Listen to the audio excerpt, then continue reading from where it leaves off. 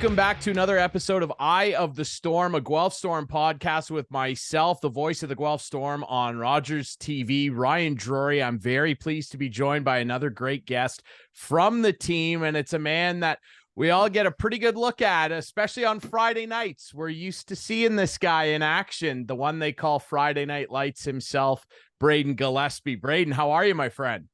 I'm great. How are you? I'm doing well. Let's touch on that right away out of the hopper here, okay? Tony Saxon from GuelphToday.com, who's been covering the Storm a long time, he kind of bestowed that moniker on you, and we ran with it. What do you think of the nickname? Because your team's got quite a few unique ones that we toss around, and yours sticks out. Oh, I love it. I mean, it just started from the start when I came up with the team, and it's lived on. I can't believe it's still going to this day, but it's awesome. Every time listening to Friday Night Lights just puts a smile on my face. I'm glad you like it. We'll keep it going for you then. And the lights have been shining bright ever since you started coming up and making appearances. And most of them last year, Brayden, were on Friday nights because, of course, you were kind of jumping back and forth between the GOJHL's Air Centennials, who mostly played home games Saturdays. So you were available Friday nights. And eventually the team signed you and made sure that you were going to be a permanent part going forward. But that had to have been pretty hectic last year. I mean, it's not like Air and Guelph are far away by any means, but just juggling the two leagues, what was that like for you, that whole experience going up and down? The whole experience, the teams really did everything for me, just making it so easy to transition from staying with Air on Thursday nights, playing the game, then getting called up Friday nights to play with Guelph. The team did everything for me. So it was pretty easy because I drove myself to Air all the time. So Guelph's basically a little bit closer than Air, which is nice on the gas money, but it was awesome. I loved it, and I couldn't have asked for a better way. Obviously, playing in the GOJHL, we've seen a lot of great players start there. It's a tremendous development league. I've covered it for years, particularly the conference that the Air Centennials find themselves in, just having covered the Listowel Cyclones for so long.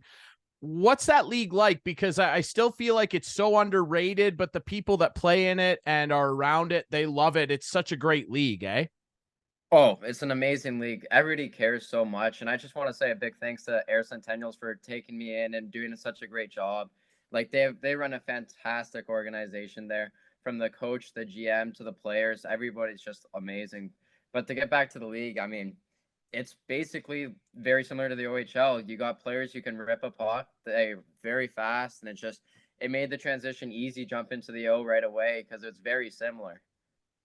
Now let's talk about your time, obviously, in the OHL. Let's look at this year. You kind of came in during a period for the team last season when you started making appearances where the team was struggling a little bit, but had a tremendous run down the stretch. You were obviously a huge part of that alongside Patrick Lever. You know, now you look toward this year and you knew you were a full-time member coming in. You had a full camp. What was the difference like in the experience for you coming in maybe with a little more swagger, a little more confidence, knowing, hey, I might be the guy here? It was just building off from the summer, really. Just focused on myself during the summer and worked on things that I needed to improve at for this season. But I mean, Oster, when I first came up, he did such a great job of helping me show the way around the league and how they do it up there. And then when Lever came over, it was just a great experience learning from an older guy like him. His work ethic and practice was just second to none. He's always in the gym stretching, and he just taught me all his ways. And I mean, I couldn't thank him enough. But I mean, going in this year, it was fun. Like, you just have a smile on your face walking into camp. It was different because you just want to prove yourself even more every time you step on that ice to the coaches and to George. So it was great. Well, you're certainly doing that. You're off to an unbelievable start to this year. You had an excellent GOJHL season last year, and you're off to a fantastic start in the OHL so far. Tell us a little bit about your team, because you're the guy on the ice that kind of has the most unique seat in the house, if you will. You get to see everything unfolding. You get to see your teammates out there battling and doing all the little things in front of you and offensively. Tell us a little bit about this group and your kind of lay of the land, because this seems like a really, really fun team, Brayden. Oh, it's a great team. Every one of those guys is amazing in there. And honestly, we're just a very fast team. And then we're so sound defensively that it makes my job easy this year, just getting all those perimeter shots and covering up the rebounds. But yeah, as you guys can probably see, they can score goals in bunches, and they're so fast and just very well defensively. Tell us a little bit about your battery mate this year. Obviously, Damian Slavic, who came over, he was an import, highly touted as well, coming over from Slovakia, gets his first OHL win the other night, and he was spectacular. He only let one by him. He made a ton of big saves. You've been around him a lot here. Tell us a little bit about this kid. What's he like? What's it like, your partnership, the two of you in the blue paint? Oh, we talk every day and we just do everything together. So it's fun, like learning from what he had to deal with in Europe and just how it translated back to here. But it was awesome. He played unreal the other day and getting the win for us, which was huge against the Flint Firebirds team. And it's just learning from each other. It's pushing each other every day in practice. He's a competitor. He loves the sport, so it's just a great guy to talk to. He's got good character, so he's just a great guy to be around. And it's an interesting mix too, because you kind of have two different goalies. He's a little bit more of a bigger guy who kind of swallows up space, and you're a little bit more on the smaller side in terms of modern goalies, Brayden. But that hasn't affected you at all. Like I said, you are among the league leaders, not just in the OHL to start this season, but across the CHL. You're having a torrid start in net. I want to take you back to youth hockey. And I know you're from Oakville. You grew up in that area. I know you spent some time in North York playing for Vaughan U16. Take us back and tell us a little bit about what it was like for you growing up and when you first got involved in the game, and what made you want to be a goalie. Well, what made me want to be a goalie was my dad was a goalie actually as well. So it ran in the family. So it's just like I was looking up to my dad and I was like, I want to be a goalie. So he threw me in there at probably around 6 or 7 years old, and I fell in love with the position. I played Oakville Rangers for 7 years. The team was incredible, like great group of guys. A bunch of them are still playing high level hockey everywhere. So it's just great to see that. And then I went to North York Rangers for 2 years before COVID hit, and it was a great organization there, and it was just a cool experience going from the OMHA to the GTHL. Now, obviously, you mentioned your dad played the position, which is kind of a cool lineage story. Were there, I know in my basement and many hockey players' basements, there were some damaged walls, couple holes in the drywall, maybe. Was dad taking shots on you, and did anything get damaged? Was mom a little upset at times? No, I don't think mom was too upset at all. But yeah, my dad and I would always go down in the basement and just he would fire pucks at me. I'd throw on a chest protector, helmet, glove, and blocker, and he would fire pucks. And then my sister would come down because she plays hockey as well. So she missed the net a little bit more. So there was a couple holes from both of us shooting pucks, but it was awesome. We'll make sure your sister doesn't see that part of the clip. Yes. Yeah, yeah. I want to ask you as well, when you're a little kid, you look up to so many great players, and everybody kind of had an idol when they were a little kid. When you were down in the basement taking shots from your dad and your sister, who were you picturing yourself as? What goaltender were you kind of looking up to as a little kid? I mean, it's pretty obvious. Probably everybody's same answers. Carey Price, just of how patient he is and how he plays the game. He made everything look so easy. So every time I was down there, I have a Montreal Canadiens blanket. So it's just every time I was trying to be like him. Hey, listen, Montreal scouts, if you're watching this, you got a guy here. You might want to have a look at this kid. I want to ask you a little bit about your style as well. Obviously you mentioned Carey Price and just how efficient he is, and he just looked like a robot out there at times, just so mechanical. We've seen goalies, you guys get a bit of a reputation as being the weird guys, on the team in terms of, your routines. You can see I'm a Capitals fan. I watched Braden Holtby do that robot thing in warmups for years. Do you have any quirky little things that you do that guys have pointed out to you? Like, hey, what's he doing over there? No, not really. I'm not really that superstitious with anything, or I have Okay. to do this, or I'm not really that weird. I just love to play sewer with the guys before, and then get dialed in from there and do warm up with them and just throw a ball against the wall. Pretty easy one. There you go. Okay. So yeah, a little plain Jane. I like it. Hey, the results are working for you. I want to mention as well, obviously growing up and reaching the level that you have so far along your hockey journey, there's kind of a time where it kicks in and it starts becoming a little more serious, and guys start trying to understand a little bit more about nutrition, working out, how that all fits into your routine. When did that kind of corner turn for you as a kid, Brayden? When did you start kind of really paying attention to all those little things? I mean, I think it really started to impact me during COVID. That's when it really like hit everything and with nutrition and then working out because you didn't have hockey every day. So it's just eating right to keep your body in shape and then going to the gym as much as you can.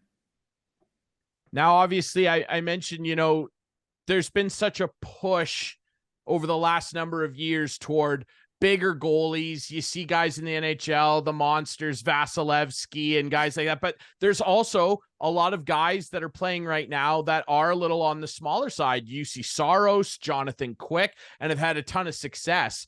When you're playing in net, and someone's coming in on a 3-on-2 or an odd man rush, what's going through your mind playing behind this Guelph Storm defense with so many good defenders? Like, what's the process like? Because a lot of us out there are watching you and we're wondering how on earth you're reacting to some of these situations. What's going through your mind?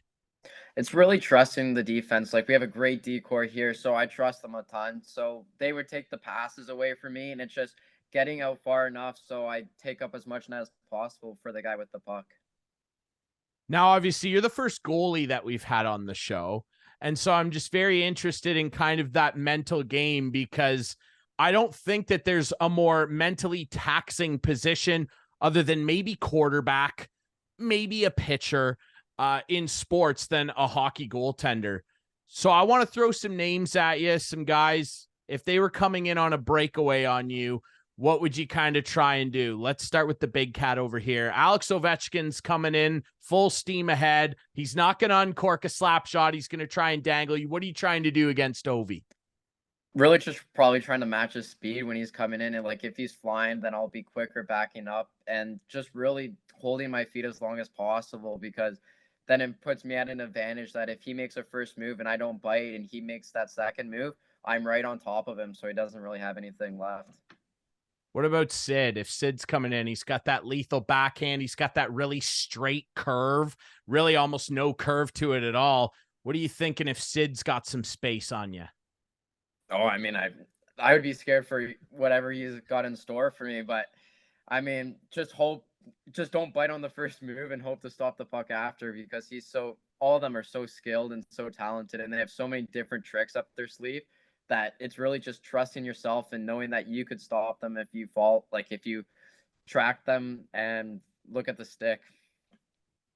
I was talking in the broadcast booth the other day, your last start. I actually believe it was the shutout that you earned, your second career shutout against the Erie Otters. It might have been that far back.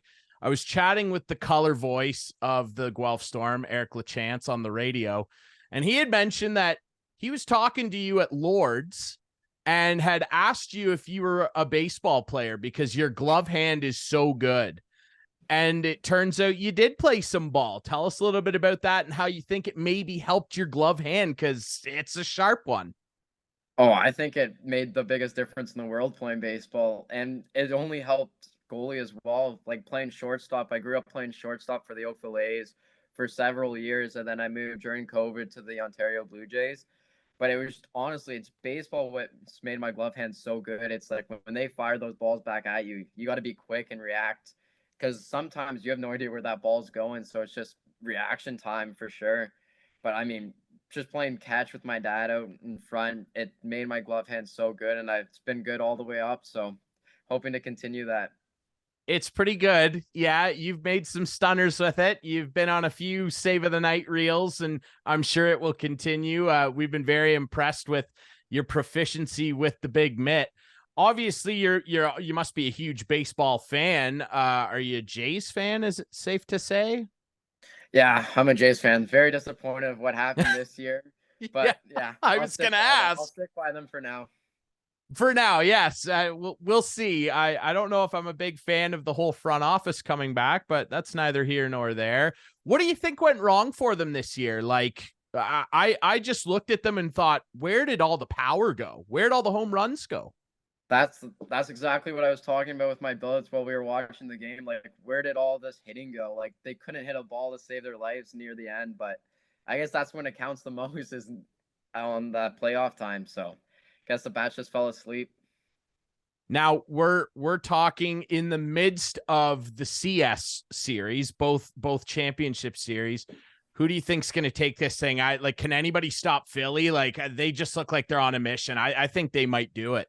Yeah, that's who I'm rooting for right now. Just watching Bryce Harper growing up, he was my like for baseball, just my idol. Like just how he controls himself. Like he just plays with so much confidence and like swagger. So it's just looking up to him, and I hope he can do it.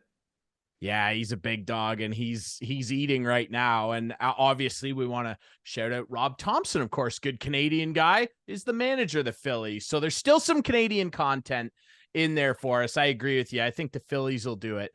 You know, I've mentioned that I've talked to a few of your teammates already. Last week, your captain was on, and, you know, I've kind of asked all the guys, you know, if you could pick a goal song, what would it be? Well, I can't really ask you that. Although, you know, you could score a goal. You never know. We've seen it done.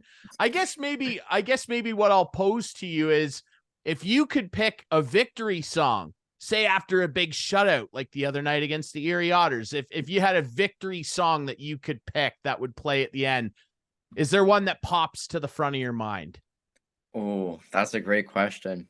I don't know. It's kind of like they're. I'm a big country guy, so it'd have to be one of those like. Ooh, I'm trying to think now. Like this is tough. "Season of the Sticks" is a great song. That would be my probably win song, just because it's one that everybody can sing and have a fun time to. Ooh, yeah, I'd probably have to go with "Season of the Sticks." I like it. And I'm noticing a trend here. Your team, big country dressing room. You guys Yes. love your country. Is that kind of the predominant playlist pump up music? Yeah, especially after practices, it's just full country, so we're all jamming out the country music. Wow, it's interesting. I'm still searching for a metalhead friend on the team. I'm still searching for some Metallica, some Pantera. Is there anybody in the room that I can turn to, Brayden? I'm not sure if there is. They're probably hiding from all of us with all the country music. So I guess you're gonna have to keep asking people because I couldn't tell you. Fair enough. That's all right. It's an acquired taste. I get it. It's loud. It's noisy. I want to ask you as well. Obviously, you know, you grew up and you watched all these great NHL goalies, but, you know, you mentioned that your dad played the position, and it's got to be kind of cool for your family to be able to kind of see you have this level of success. When you first kind of broke in, I'm sure your first game with the Storm was a big deal. I remember the night well, your first shutout, your first win, all that stuff. It's got to be pretty cool for your family to not only be so close by, because not everybody kind of has that luxury of having their family right there. It's got to be pretty cool to not only A, have them close by, but B, be able to watch so closely all the success you're having. Oh, it's amazing. Just my family support, like throughout all these years, they've always been driving me to hockey practices early in the morning, driving to Toronto because I'm from Oakville, right? So that North York drive's pretty bad when there's rush hour traffic, but my dad sat through it all with me. So I just couldn't thank my family enough for all they're done, and I'm just continuing to hopefully impress them and make them proud while playing the position I love. So obviously every kid, they want to play in the NHL someday. You've got quite a skill set, and you've started the league, or this league season off, I should say, on fire. You're doing a great job. If you were to sell yourself to some scouts and break your game down, your style of play, what would you tell them? What's on your scouting report, Brayden? Very competitive. We'll battle through any screen for any puck to make that next save. Very controlled with my movements, just everything simple. Good rebound control, not letting pucks squeak out and having to battle, but when it's necessary, battling for those pucks. And just a competitor. Honestly, that's the biggest thing. I hate losing, so just I winning like it. games is everything. I like it. Well, we can tell. And that kind of goes back to that old mantra, right? Hate losing more than you love winning. And you can tell that there's a lot of that on that Guelph bench. And speaking of that bench, playing for Chad Wiseman and the staff there, and obviously under George, who's a legend in the game. What's that experience been like for you? Because it looks like, again, you guys are having a lot of fun down there and have a really, really close group. Oh, it's unbelievable. Chad's done an amazing job with the coaching staff as well. Like they're all just great people to talk to when you need and ask for advice, and they're always there to help us. So, and George as well, just always being there for us and talking. It's a great group of guys, players and coaches. So it's going to be a fun year for us. It certainly started out fun, and we're having fun watching it. I'm sure you can tell if you watch the reels. We're having a good time watching you guys. I want to ask you a little bit about, obviously the OHL. There's lots of long bus rides. There's plenty of lengthy road trips. You guys, as we record this, are heading into a 3-3. Obviously there's going to be some Netflix consumed, some TV shows. So I got to ask you, I've asked all your team. I've gotten some interesting answers. What are you consuming? Are there any shows or movies that you have downloaded that are a go-to on the bus rides? I'm rewatching Ted Lasso. I love the show. I'm a big fan. Like he's a great actor and it's just awesome. Shorzy as well with the new season coming out. That's on downloads. Watching all those. And then another one would probably be Prison Break. You're the second Prison Break guy. Cam Allen, big Prison Break guy. I like this. Yes, the first couple seasons of that are incredible. I keep trying to plug everybody. You got to watch Peaky Blinders. That's my big Netflix show. Check out. If you like Prison Break, you'll probably like Peaky Blinders. No, and Shorzy is... Well, is there anything funnier on TV right now than Shorzy? I don't think so. It's a pretty good time. Brayden, I've also kind of ended off all my player interviews so far with all your teammates. And again, I've had some very interesting answers. So I'm interested to hear what you think as a goalie, as the guy that has the best view of the ice and sees the game very differently. I'm really interested to hear your answer here. If you could build a dream lineup, a dream starting lineup, where obviously you're in net. So there's 5 guys out there in front of you. It could be anybody, your teammates, NHL guys, doesn't matter. Any players. Who would you put out there on the ice with you? Let's start up front. Who's playing center? I think Sidney Crosby would take that. Just growing up, watching him play and scoring the game-winning goal for Team Canada, I think I would have to go with him at center. Right wing, probably Jack Quinn, because I know that's probably not one someone's expecting, but I trained with him and I was looked up to him, and he's worked so hard, and he's got everything going for him. And then left wing, player. I was a big Brendan Gallagher fan growing up, so I think it would be pretty cool to share the ice with him. Defense, probably. Now I'm trying to think here. Shea Theodore on Vegas. I like that. Would be an interesting one. I think Shea Weber too. Just how hard he shoots that puck. I think that would be a cool experience. Weber and Thornton uncorking, or Theodore, pardon me. Weber and Theodore uncorking slap shots. That would be pretty intimidating. I don't know if you would see the puck very much with that lineup. They would probably keep it away from you quite a bit. I like it. It's an interesting lineup. Jack Quinn, how about that? Yeah, it's just like I trained with him all summer and during COVID and stuff, and I looked up to him for a lot of that, just how hard he works and what he does off the ice to make him so good. That's an interesting one. Yeah, because he's a really key young player in that Buffalo team. Like, how did that connection come about? Really, it was just one of the trainers reached out and say, I know you're from the area. Like, would you want to come out and go on the ice during COVID? And I was like, yeah, for sure. So I show up there, and Brant Clark, Graham Clark, and Jack Quinn are there. So, I mean, it was a pretty surreal moment, just looking up to them and hearing their names throughout, like, the OHL. And the step on the ice with them was a pretty cool experience. That would be really, really cool. Well, it's been very cool to talk to you. It's been great to have you on the show. I really appreciate your time. And again, like I said, you're off to a rock solid start. You've been red hot in the blue paint. And we're looking forward to a lot more Friday Night Lights shining, not just on Fridays, but throughout the rest of the season. Brayden, congrats so far on your success, and thanks so much for doing this, my friend. Yeah, thanks so much for having me.